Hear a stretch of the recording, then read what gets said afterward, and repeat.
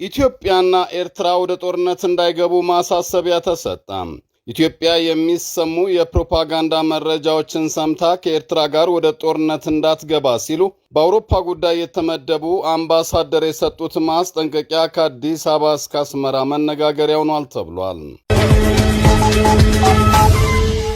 ወደ ትንታኔው አመራን። ኢትዮጵያ የሚሰሙ የፕሮፓጋንዳ መረጃዎችን ሰምታ ከኤርትራ ጋር ወደ ጦርነት እንዳትገባ ሲሉ በአውሮፓ ጉዳይ የተመደቡት አምባሳደር የሰጡት ማስጠንቀቂያ ከአዲስ አበባ አስመራ መነጋገሪያ ሆኗል። ይህን ከማየታችን በፊት ግን ዓለምን ጉድ ያስባለውን ሰበር ዜና እናስቀድም። ከዚህ በኋላ ኔቶ ላይነሳ ሞቷል። ይህንን ጉድ የተሰማው ሩሲያ ውስጥ ሳይሆን ከእንግሊዝ ምድር ነው ቢባል ማን ያምናል? ነገር ግን ሆኗል። ኔቶ ሞቷል። እናም አውሮፓ ካሁን በኋላ በአሜሪካ መታመን አትችልም ሲሉ የብሉምበርግ ቴሌቪዥን ከፍተኛ ተመራማሪ ያበጠውን አፈንድተውታል።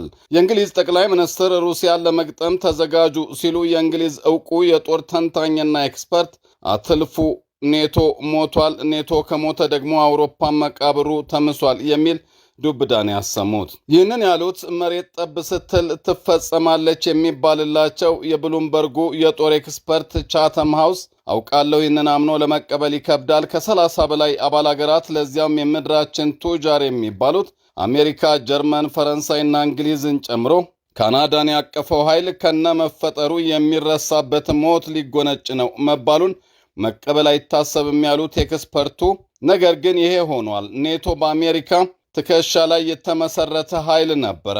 የትራምፕ አስተዳደር አሜሪካንን ማግለላቸውን ተከትሎ ኔቶ ይሞታል ብለዋል። እነሆ አሁን የኔቶ መሞት ለአውሮፓ መሪዎች ግልጽ መሆን አለበት። በዩኤስ የደህንነት ዋስትና ላይ መተማመን አንችልም፣ እነሱም እኛን እንደማይጠብቁን በቃላት ጭምር ነግረውናል በማለት በከፍተኛ ቁጭት ተውጠው የአውሮፓ ክፉ ቀን መምጣቱን መርዶውን አብስረዋል።